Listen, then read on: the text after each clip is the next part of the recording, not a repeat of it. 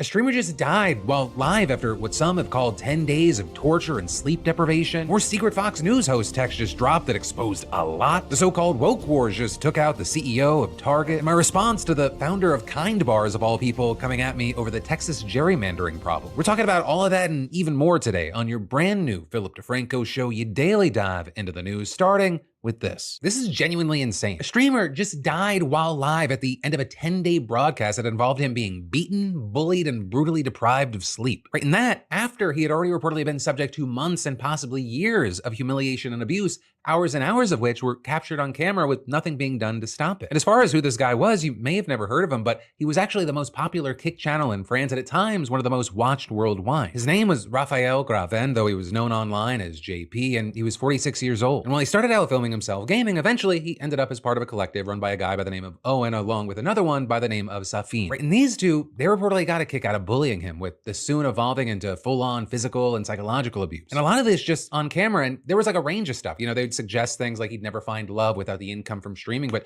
they'd also threatened to throw him out on the street when he tried to leave. They apparently beat him, choked him, shot him with a paintball gun, poured paint and oil on him, and just seemingly tortured him in any way they could think of. Right, in one clip that's been making the rounds, they claimed to have locked him in the trunk of the car and drove over speed bumps at high speed. And in the audience watching them, you had people encouraging them to go even further and even paying for it. In fact, by the end of the 298-hour live stream that ended with JP's death, they'd collected more than 36,000 euros according to the fundraising counter on the screen. Though notably with that, JP appears to not be the only victim here, because an individual identified only as Kudu, who's reported to have a disability and be under guardianship, has also suffered abuse on stream. It appears that there were already eyes on this. You had a French investigative media outlet actually exposing the abuse back in December. And in fact, Owen and Safin were taken into police custody and questioned back in January. But then they ended up just getting released and seemingly were free to pick up right where they left off, with the French prosecutors saying that both the individuals suspected to be implicated and those suspected to be victims denied the commission of any offenses. But again, right, so much of this, it was filmed. And so now, you know, in the wake of JP's death, you have people posting videos of everything he endured, as well as clips of JP speaking out about the abuser, even saying that he felt forced to accept it because he earned an income from them. With one showing Owen taking his phone and reading aloud texts to his mother, one of which said, "This is going too far. I feel like I'm being held hostage with their shitty concept. I've had enough. I want to get out of here, but the other guy won't let me. He's keeping me prisoner." And in another video, Owen and Safin are heard explicitly discussing the possibility of JP dying live on air, pressuring him to say to the camera right now that if he dies live tomorrow, it's because of his shitty health and not because of us. So then, despite all of that, we saw them striking a very different tone after JP died, with Owen posting on his Instagram, "My brother, my partner, my friend. 6 years side by side, never letting go of each other. I love you, my brother, and we will miss you terribly." But then really, other than that, the two have kept quiet. With Owen's lawyer claiming that JP had cardiovascular problems and also saying, "All those scenes are just staged. They follow a script," and adding, "We are waiting for the results of the investigation to determine the full circumstances of JP's death and to identify the responsibilities of each party." And with that, I'll say at this stage, the exact cause of JP's death is technically unknown. But he reportedly died in his sleep on the stream, and you had the French Minister for Digital Affairs confirming that an investigation is underway and saying she referred the matter to the country's digital and audiovisual communication regulator, and adding, "The responsibility of online platforms regarding the dissemination of illicit content is not optional. It is the law. This type of failure can lead to the worst and has no place in France, Europe, or anywhere else." Right, and then with all that, you have Kick saying that it'll cooperate with the authorities and is undertaking a review of its French content, saying all co-streamers who participated in this live broadcast have been banned pending the ongoing investigation. Right, and as that's playing out and the situation's getting more attention, we're also seeing the reaction from the broader Kick and streaming community. And there, you've got people like Aiden Ross, who's kind of one of the big faces of Kick, has a big deal with them, claiming he'll cover JP's funeral costs with help from Drake, writing, "This is horrible and disgusting. Whoever was a part of this deserves to face severe consequences." And adding, "Drake and I will be covering the funeral costs. This won't bring his life back. It's the least we can do." But then beyond that, you have many, including massive streamers like Asmongold, saying that these men need to be arrested, especially for the fact that what happened on these streams was apparently known to law enforcement. Wait, so these people they were already in police custody for abuse of people with disabilities? You gotta put the people that did this in jail. What are we even talking about here? It's not even a question. Like, obviously they're complicit. Well, they're doing it on purpose. I understand, like, you have games like Fear Factor and things like this, but he basically got kidnapped. How did the police not get involved with this? This is awful. For now, with this, we're gonna have to wait to see what comes from the official investigation, as well as if there are any charges or arrests. And of course, in the meantime, I'd love to hear from you, your thoughts, your reactions, your opinions here, because yes, The Philip DeFranco Show is a daily news show, but I also like it to be a conversation. But also, I'll say Kick is definitely not the only platform dealing with a massive scandal right now. Because we just got juicy secret text out of this defamation suit against Fox News. Because while there was that Dominion defamation lawsuit against Fox News that everyone knows about, there was also a lawsuit from the other voting machine company that was made the object of election fraud conspiracy theories in 2020, Smartmatic, and they're seeking $2.7 billion in damages over claims that Fox knowingly promoted false voter fraud conspiracy theories in 2020. Well, that suit has been around since 2021. What's new now is that there are tons of previously redacted documents that are now visible, and they reveal a lot of crazy ass shit, starting with messages that give a glimpse into the network's anxiety about hemorrhaging viewers after the election. As you can see, the media empire's founder, Rupert Murdoch, emailing Fox News' chief executive, Suzanne Scott, saying,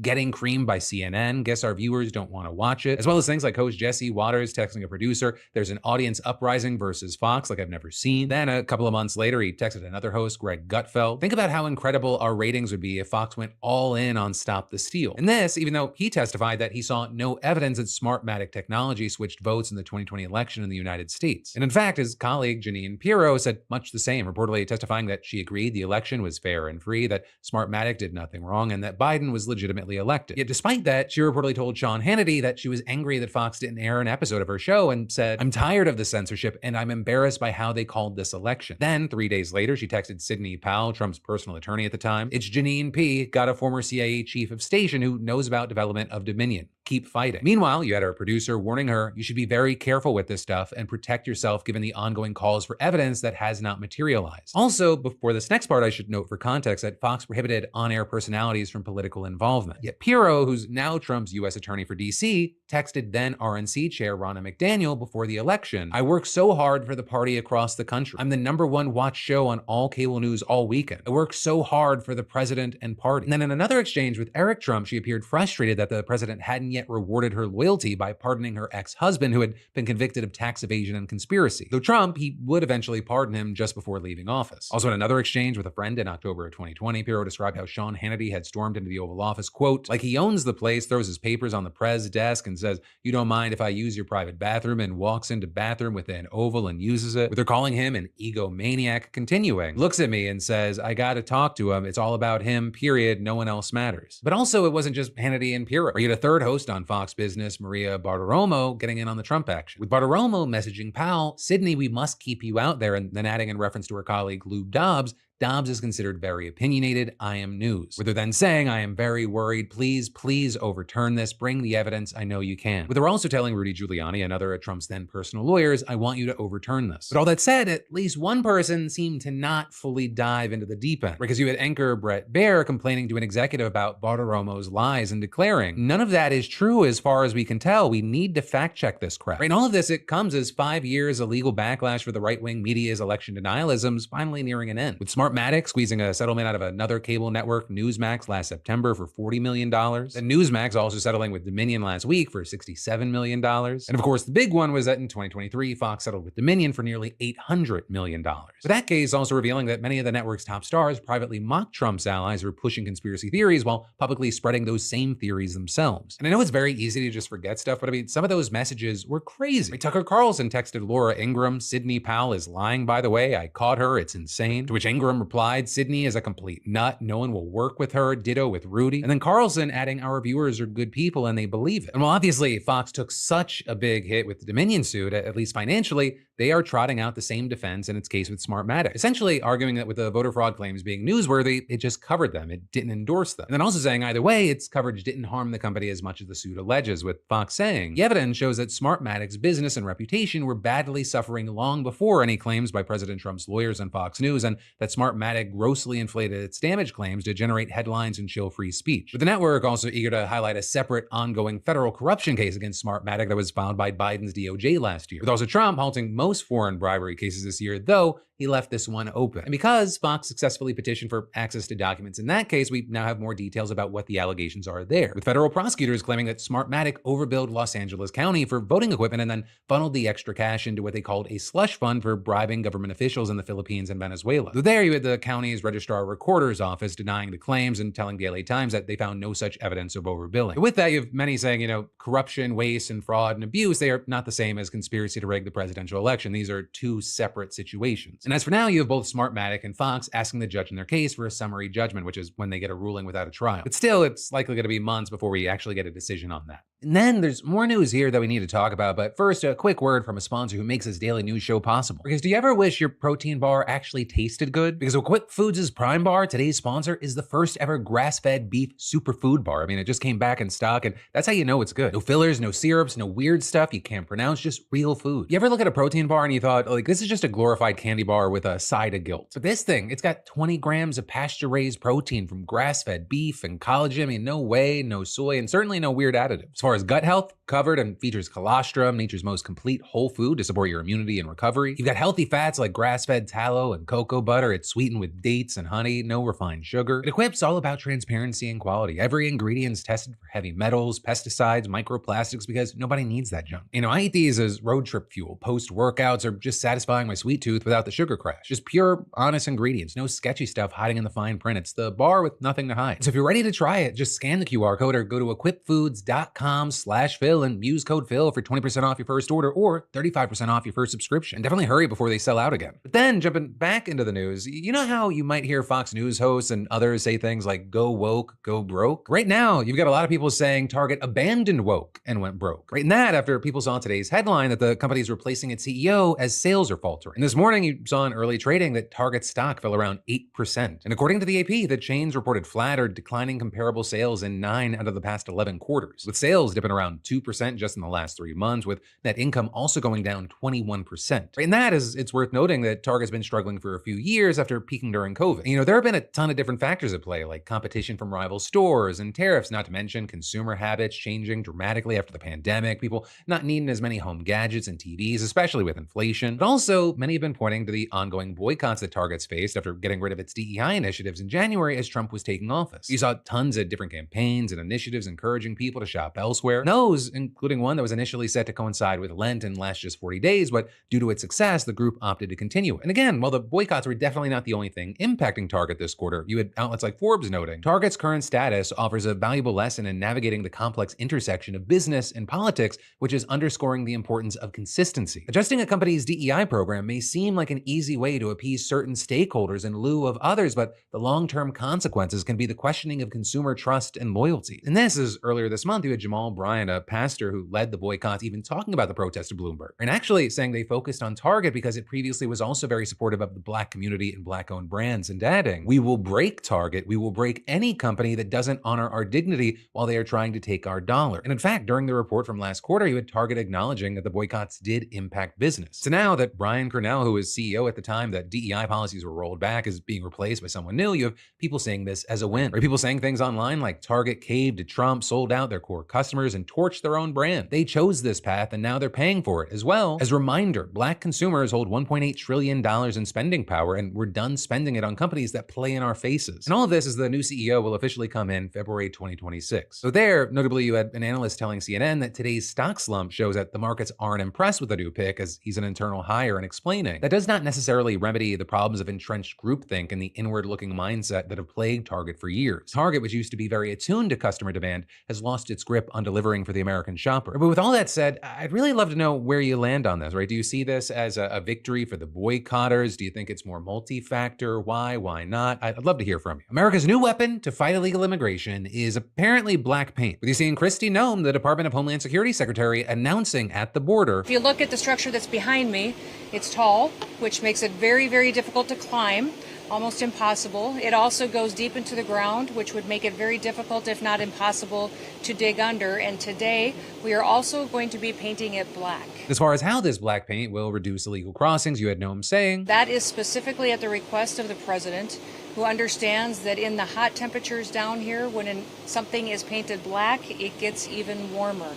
And it will make it even harder for people to climb. But then, U.S. Border Patrol Chief Michael Banks quickly adding that there would also be other benefits, such as preventing rust on the wall. And currently, it's unclear how much it's going to cost to paint the wall, but it likely will come from the $46.5 billion that Congress set aside in the so-called Big Beautiful Bill to modernize the border barrier system. And this notably as it's not the first time that Trump has tried to paint the wall black. Right in 2020, U.S. Customs and Border Protection announced that it was testing a black coating on the wall. So there, you had some agency officials feeling like it wouldn't be very effective and was just being done to make Trump happy, with the general mindset being a black metal border wall, yes, it's going to be hot. The southern border is essentially desert-like all the way across it, and it's already hot as hell. Black absorbs more light and thus more energy, making objects even hotter. Well, it's hard to get an exact number for how hot that's going to make the beams. It is safe to say that it will burn the shit out of you. I mean, Phoenix roads, they get to about 160 degrees Fahrenheit in the summer, which is enough to severely burn people. And metal, I mean, it gets even hotter, but, and this is a big but, it's also not hard to counter a hot surface. Right? Most people do it every day, even if it's something around the house like taking stuff out of a hot oven. And then as far as the wall, you have experts noting that it's already pretty common for migrants to use things like rope ladders to climb the wall, since it's already difficult to climb and it's hot as fuck. But also, notably with this announcement, you had the news that about 700 new miles of border wall is going to be built. And they say that they're making good progress with about a half a mile a day being laid down. But then that also, it brings us to the connected questions between these two things. And you have people asking, is this even necessary? Because you have the Trump administration claiming that there were about 6,000 detentions at the border in all of June, which is a record low according to the administration. And in fact, they claim that it's 90% lower than what the border crossings were last year under Biden. With the administration so happy about the numbers that Noam even said in a statement, history made again. The numbers don't lie. This is the most secure the border has ever been. President Trump didn't just manage the crisis, he obliterated it. No more excuses, no more releases. We put the cartels on defense and taken our border back. Which is then why you have people saying, if the numbers are that, then why do this other thing of a black wall? Asking, is it just performative and could the money be better spent elsewhere? But then also, while we're on the subject of keeping people out of this country, let's talk about this statement. America's benefits should not be given to those who despise the country and promote anti-American ideologies. That is what you had a spokesperson saying as Trump's U.S. Citizenship and Immigration Services announced that they are expanding social media vetting, with it already being introduced in June to cover more immigrants and to include searches for, quote, anti-American activity. With the spokesperson adding, immigration benefits, including to live and work in the United States, remain a privilege, not a right. And that coming 2 months after the State Department began vetting student visa applicants for what they said were hostile attitudes towards our citizens, culture, government, institutions, or founding principles. And so starting next week, it appears that not just students, but anyone applying to work or live in the United States will be put through this scrutiny. So now one of the obvious questions that you have people asking is, well, what exactly is anti-Americanism? Because the administration, they don't give any clear definition, which has led to experts calling this vague and unconstitutional. For example, a senior fellow at the American Immigration Council writing, the term has no prior precedent in immigration law, and its definition is entirely up to the Trump admin. Right? And then likening Trump's policy to McCarthyism, which is a reference to the Red Scare of the 1950s. And you have many saying that's on point there, because the White House itself points to the 1952 Immigration and Nationality Act for some examples of anti-American ideologies, or with the relevant section banning Communist Party members, advocates of world communism, opponents of all organized government, and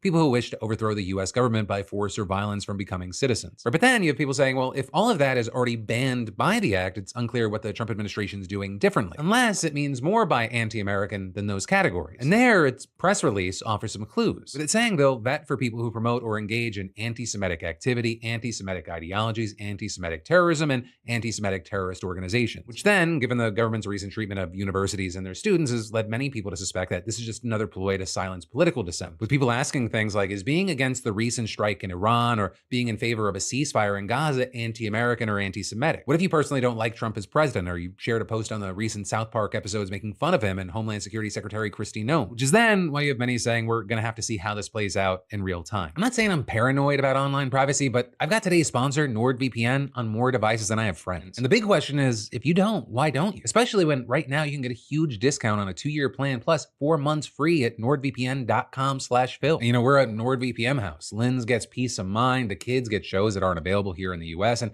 I get to Google dumb stuff without judgment. Right? Nord hides your IP, encrypts your data with military-grade security, and blocks creepers from snooping. Whether it's hackers, your ISP, or that one cousin logging in from a mystery hotel. It's also my travel sanity saver, like airport Wi-Fi. Normally no thanks, but with Nord, my connection stays locked down. And they've got thousands of servers worldwide, so you can appear to be in Tokyo while you're actually on the couch ignoring text. It even blocks annoying targeted ads, which feels like therapy for my browser. So whether you're protecting your data or you're unlocking new Netflix libraries, NordVPN has you covered. Just scan that QR code or head to nordvpn.com/Phil right now to grab that huge discount and 4 bonus months plus a 30-day money-back guarantee. It's nordvpn.com/Phil, because the only thing worse than getting hacked is being the one friend who says, yeah, I meant to sign up. But then jumping right back into the news is the debate of what it means to be anti-Americans playing out. There's also this whole security detail controversy with Pete Hegseth that we should talk about. Because after dozens of interviews and the review of countless documents, you had the Washington Post saying they uncovered his security detail is not just big, it's draining the Army's resources, and specifically the Army's crime investigators. So I'll actually break this down for you, right? So security details for top Defense Department officials are fielded from the Army's Criminal Investigation Division, or the CID, and they provide security for the Defense Secretary, the Chairman of the Joint Chiefs chiefs of staff, the army secretary, and more. And they handle things like security coordination for public appearances, serving as advance teams, and as security for motorcades, as well as during travel at home and abroad. But also, that's usually only one part of their responsibilities. The CID's main function is to investigate serious crimes within the army. They're meant to investigate things like contracting fraud, sexual assault, or violence on army bases like the shooting we saw at Fort Stewart in Georgia earlier this month. In the typical split between the two sides of the CID, it's usually pretty clear. Of their 1,500 agents, roughly 150 typically serve as VIP security details, according to reports. But then when Pete Hegseth took office, that changed, with one of the post's unnamed sources saying the number of agents on security details jumped to over 400, though you also had another saying it was even higher, 500 or more. Right, so you're talking about going from a tenth to possibly a third. Now with that, it appears that there are a number of reasons for this, with one of them being that Hegseth has a big blended family, as well as there being multiple family properties across states. He's got a total of 7 children, 3 from his previous marriage, 3 from his wife's previous marriage, and 1 that they had together. And security details have reportedly been assigned to residences in Tennessee, DC, and in Minnesota, where his second wife and the mother of the 3 of his children lives. But also, it's not just the size of his family or even the multiple locations. There's also been a rise in politically motivated violence as the wedge splitting our country gets driven deeper and deeper. And Hegseth specifically faced a bomb threat at his home in Tennessee shortly after he was nominated for Secretary of Defense. And so with the increase in threats and violence comes a need for more security. And so all of those things coming together has resulted in an unprecedented personal protection detail for Pete Hegseth, with one official saying, "I've never seen this many security teams for one guy. Nobody has." Although it's important to note that the Army CID said in a statement that Hegseth himself never requested this extra security, and adding that he has, quote, never affected the CID's recommended security posture. This problem, it's not limited to Hegseth or even the CID. Other agencies are also dealing with the need to beef up security for VIPs in the face of increased threats of political violence. Right, Homeland Security Secretary Kristi Noem beefed up her own detail, and she's actually taken up residence rent-free on a DC military base, with her spokesperson saying she needs the extra layer of protection because she regularly receives death threats, which the spokesperson attributed to Homeland Security's counter-terrorism and counter-narcotics mandates. Even the U.S. Marshal Service, which typically protects members of the federal judiciary, they've reportedly had to assign protective details at rates that they haven't seen in decades because of rising threats. But then notably for the CID, this is a special kind of problem because it's already facing significant staff shortages and budgetary shortfalls, and has been for years. And so this unprecedented situation with Hegseth, it's forced the CID to take some drastic measures. In fact, they reportedly had to recall highly trained agents in order to backfill Hegseth's security team, with unnamed CID officials telling the Post that staff receive emails from the agency's leadership seeking 10 to 15 agents to fill last-minute requests in DC, Tennessee, or Minnesota for anywhere between 2 weeks and 90 days at a time, with one of the officials saying, "I see why they're doing it, but at the same time, you take an agent out of the field for 2 weeks to 90 days, those cases aren't getting reassigned. And if they are, there's very minimal work getting done on that." And when you're talking about an agency that handles cases like this one in Georgia, where a soldier was charged with starving a child to death, or another in Texas where a different soldier pled guilty to hacking and extortion,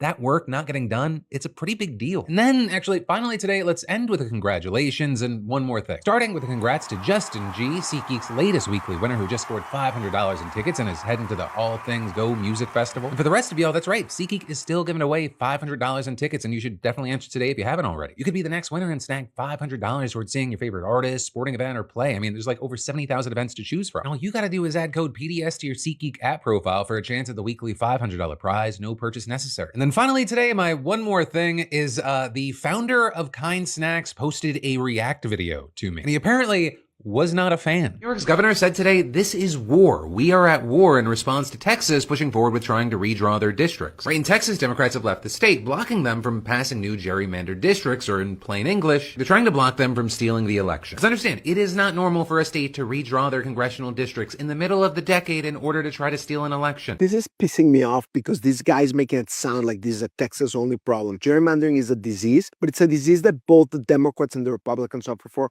across the country.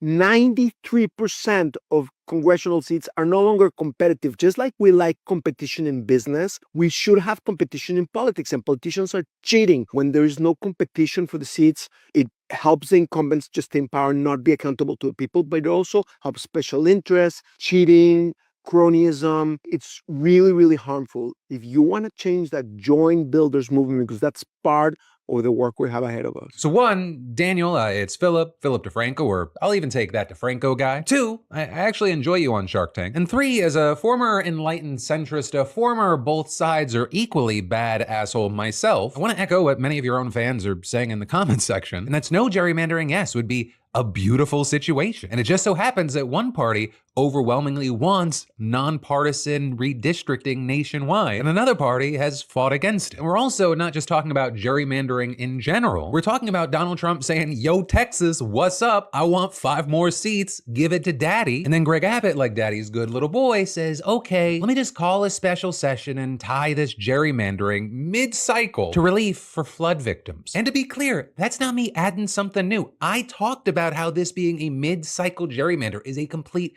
game changer, and you either missed or ignored that, or maybe you were too focused on, oh, I gotta make this react face. If you hate gerrymandering as much as you say, you need to call out the Republicans in Texas for trying to completely change the rules in a way that would lead to more partisan gerrymandering more often, not less. Because at the very least, Democrats are playing by the established norms that this would only be a fight once a decade and try to have districts that at least pretended to not be gerrymandered. And then, because of that insanity and the changing of norms, you have Gavin Newsom in California going, okay, well, we gotta do something to try to even this out. So yeah, Daniel, gerrymandering is horrible. It's a disease. You and I, we want the same thing. But you're also creating a false equivalency, and you're both siding a situation that isn't equal. You're saying that the Democrats are equally bad, that they need to drop the knife in the knife fight that Trump brought a gun to. Well, Democrats are getting shot in the back on Fifth Avenue by a no-shame Trump-requested mid-cycle Texas gerrymander to disenfranchise voters because of his shitty polling. You're like, well, everyone gerrymanders bullshit. It's just giving cover to a Trump-powered democracy snuff and power grab. But that,